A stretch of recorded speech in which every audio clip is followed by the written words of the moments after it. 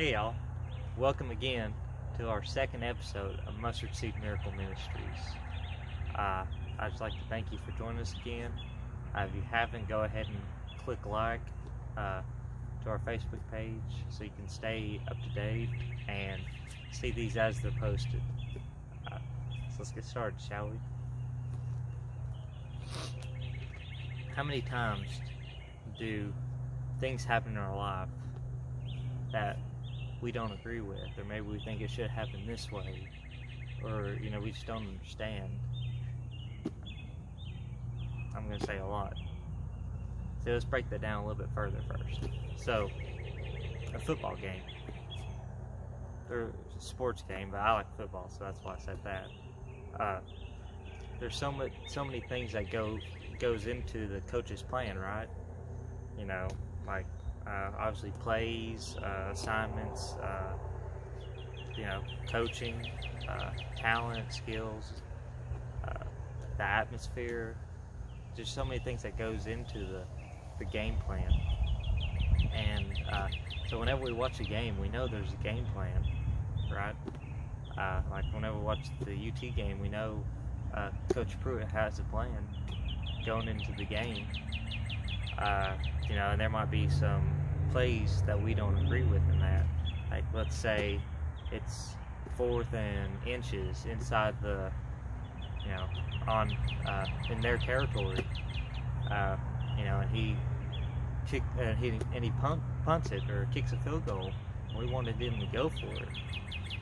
See, that may, maybe we do that and they fumble and we get it and we score, or maybe it does work out.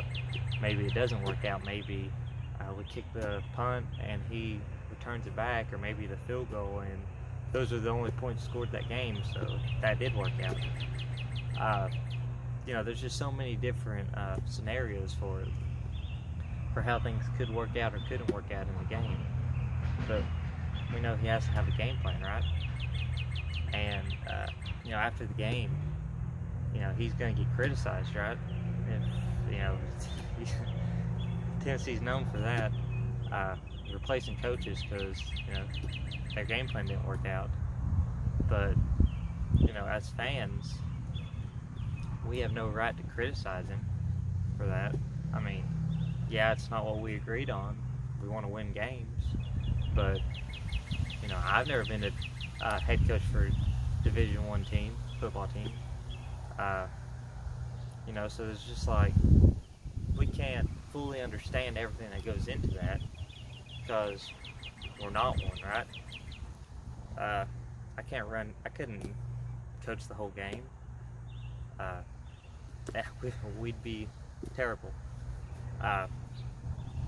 Because there's just so many things that can go into it, and all the fans think they would like to know best, especially on Facebook. But we don't. We've never been in that position. And also with the president makes a decision, or maybe our governor. Let's go with the governor, because right now Bill Lee's getting criticized with stuff in the coronavirus, his decision he's had to make. But he has a plan. The president has a plan. But we've never been in their positions to criticize them. I mean, I've never been governor. I've never been president. I don't know what all goes into all of those different positions. Maybe there's factors that we're not seeing because we've never been there. That's something that we need to, get in our minds and understand that, hey, that's beyond us. We don't know the first thing about that. We can't do that. Jesus said, he who is without sin can cast the first stone. That's basically, Jesus was without sin, so, he could have cast the stone, but he didn't. But everybody else thought they could cast the stone, but they weren't sinless, so they couldn't do it. So it's basically, the one who is doing it can actually decide it, and we sitting back and have never been in that position can't do it. If that kind of makes sense. But there's just so much complexity that goes into those things. Same thing happened to Job in the Bible here. You know, Satan came and said that, you know, Job wasn't a righteous man, righteous and just and upright man. And God's like, oh yes he is. And then Satan's like, okay, I'll prove it to you. You know, that's what happens. Satan creates a storm that destroys Job's family and his you know, livestock and property and things of that nature. And you know, then Job's friends come along and says, you know, you must have done this, you must have done that, maybe you did this to have caused all this upon you. And then Job's like, no, I didn't do any of that. And he basically calls upon God to explain himself for this while this has happened to him. And that's just what God does. Let me go to Job. Let's see, Job.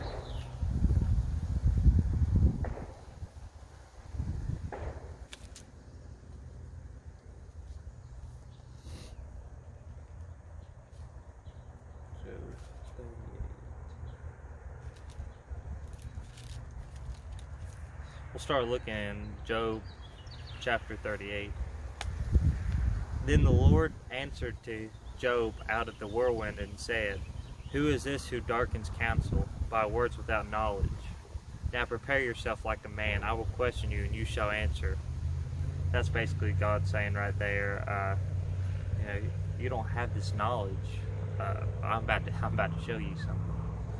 And so that's just like the complexity of what all God explains right here just blows my mind. Where were you when I laid the foundations of the earth? Tell me, if you have understanding, who determined its measurements? Surely you know, or who stretched the line upon it?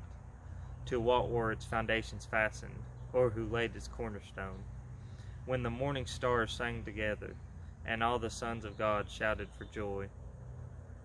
Or who shut in the sea with doors, when it burst forth and issued from the womb?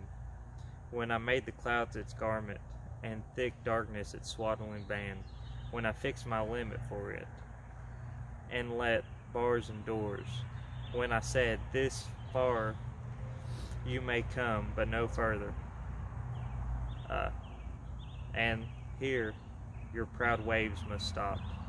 See, that's pretty interesting, because we can actually see that in the oceans, how they touch but they don't. You know, there's like a barrier between where one stops and one starts. You can physically see that, and that just blows my mind.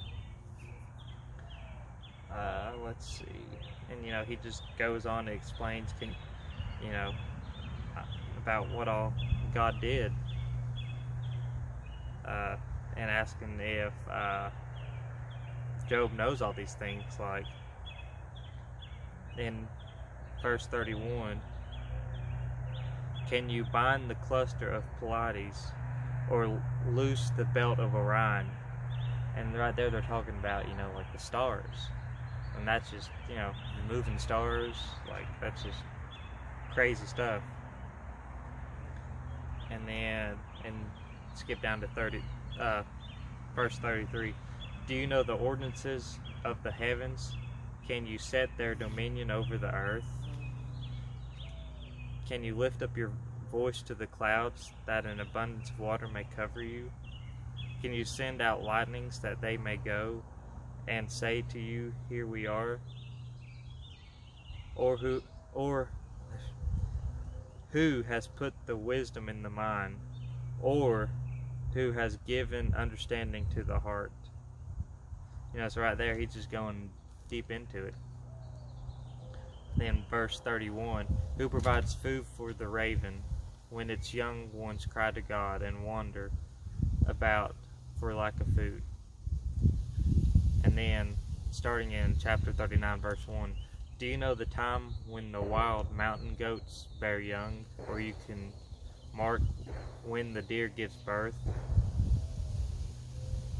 You know, he's just through there, he's just going in depth about, hey, do you know this? Did you do this? So basically the Lord's revealing his that he can do everything to Job, his omnipotence. Then in chapter 40, verse 1, moreover, the Lord answered Job and said, shall the one who contends with the Almighty correct him? He who rebukes God, let him answer it. Job's response to God in verse 3, then Job answered the Lord and said, behold, I am vile. What shall I answer you? I lay my hands over my mouth. Once I have spoken, but I will not answer. Yet, yes, twice, but I will proceed no further. And then goes on to again, God's basically challenging Job. He's telling him to prepare himself, and he'll question him, and Job shall answer it. And then he goes on again, and he describes these two beasts, Behemoth and Leviathan. And there's these great beasts that just their structure and everything are crazy, and nobody can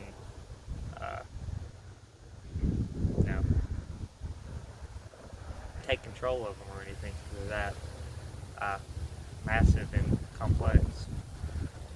And then in chapter 42, that's Job's repentance. Verse 1, then Job answered the Lord and said, I know that you can do everything, and that no purpose of yours can be withheld from you. You asked, who is this who hides counsel without knowledge? Therefore I've uttered what I did not understand, things too wonderful for me which I did not know. Listen, please, and let me speak. You said, I will question you, and you shall answer me. I have heard of you by the hearings of the ear, and now my eyes sees you. And so then he goes on to say he repents. So that's basically Job saying, you know what, God, you're right. I don't know all these things. There's no way I could, do any of it, or even run the world like you do, because there's so much just complexity that our minds cannot understand. The greatest minds in history, there's no way they could even begin to understand it. Because the main reason is because God is omnipotent, which means He's all-knowing, omnipotent, which means He's all-powerful and He can do everything. And then omnipresent, which means He's present everywhere. And that is not good. I am sorry about that, folks. We'll get it back up.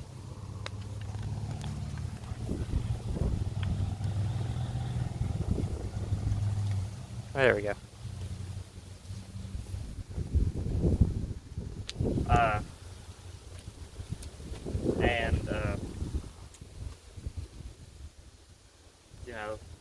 See, the thing is, we can't begin to understand why, God's plan, or why He lets this happen, or why this happens. We just can't begin to understand that, and the reason why, is because God is all-knowing. And if we could understand that and know all that, then we'd be like God. And so, He wouldn't be worth worshiping if He wasn't all three of those and we weren't. And so that's just, why He's God, because God is all those things. And if He wasn't, He wouldn't be God, or He wouldn't be worth worshiping. And so that's like, all the questions about, where did God come from? Where did, all those different questions like that we can't answer. Again, if we could answer all those questions, He wouldn't be God, or He wouldn't be worth worshiping. And so, it just blows my mind at all the complexity in the world that we can't even begin to comprehend. And so I've got a few verses right here I'll read.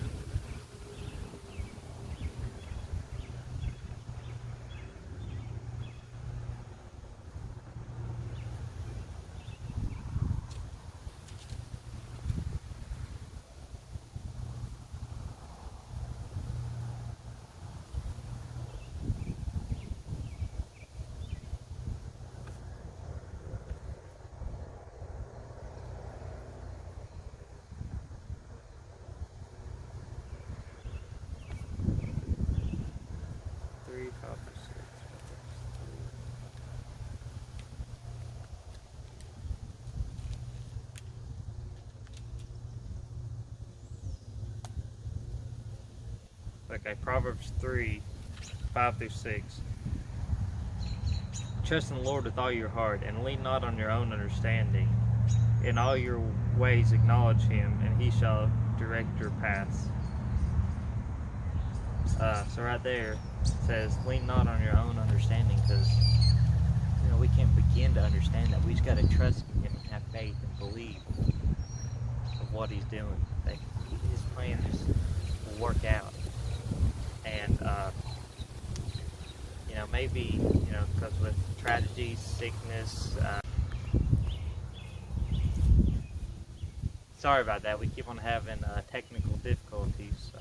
The phone keeps on falling off the tripod. So apparently Satan doesn't want us to finish this message.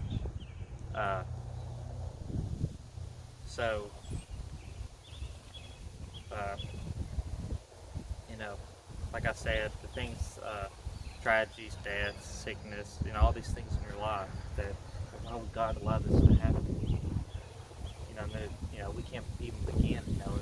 We shouldn't even try to be all-knowing and try to know all this stuff, because we won't be able to even begin to.